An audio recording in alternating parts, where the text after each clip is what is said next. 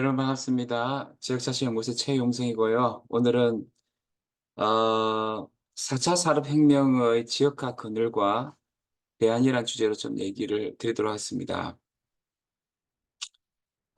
우리나라는 이 4차 산업혁명의 거대한 파도에 대응하고 있는데 이 쓰나미에 지금 대응을 하고 있습니다. 그런데 제가 볼 때는 중앙 수준에서 수도권에서 대응을 잘하고 있고 우리 이게 지방 지역에서는 대응을 잘 못하고 있다고 저는 생각을 하고 있습니다.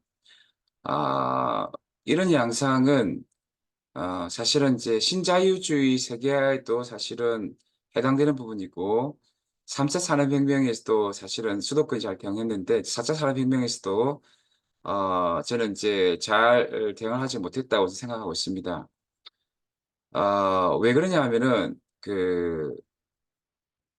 우리나라 같은 경우 세계 최고 수준의 ICT 인프라와 우선 인력을 확보하고 있어도 지역 혁신 성장이랄까 지역 개발 구체화 등은 아직 구체화되지 못하고 있습니다.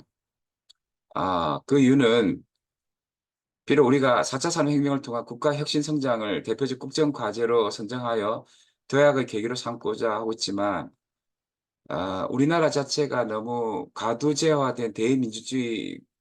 그 속에서 뭐 강남 우파보다 강남 좌파가 지역에 도움이 될 수 있지만 그러나 기본적으로 대의제 가두제 속에서 지역을 갖다가 정말 알뜰히 챙기지는 못했다고 생각하고 또 지자체 소속 공무원들도 이제 행정이 심리화됐기 때문에 4차 산업혁명이 우리 지역 발전과 직접 발전 연관이 있기보다는 여전히 중앙정부의 그 행정 식민화에 너무 의존하고 있다는 것입니다. 사실 우리나라는 뭐 지금 계속 성장 위주의 수직형 산업 정책 중심으로 발전해 왔기 때문에 경제 사회적 복합 문제 발생에 대해서 또 지역 및 소멸 위기에 대해서 각양각색 문제에 대한 그 문제 해결 역량이 사실은 굉장히 우리 지역이 부족합니다. 그래서 그 신자유주의의 어떤 그 세계화에 대해서 지역화도 문제가 있었고 3차 산업혁명 문제가 있었지만 4차 산업혁명에 있어서도 우리가 지금 여러 가지 관련 정책에 대해서 대응 전략이 약하다는 것이죠. 과연 우리가 4차 산업혁명 시대에 우리 지역이 어떻게 어떤 세계화나 또 4차 산업혁명의 어떤 양상에 대해서 제대로 대응하며 영향 있게 우리가 대응할 수 있을까에 대해서 저는 굉장히 회의적인데요.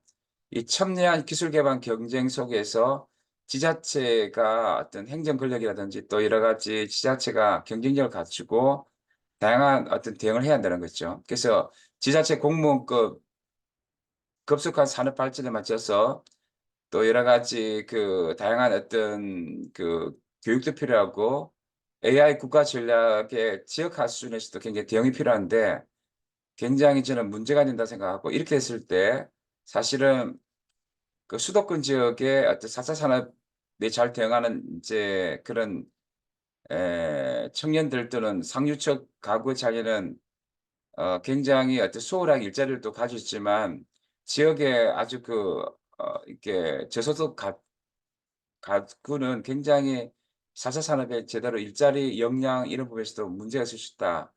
그런 생각을 하고 물론 고령층도 마찬가지였습니다. 고령층들도 일자리 위기인데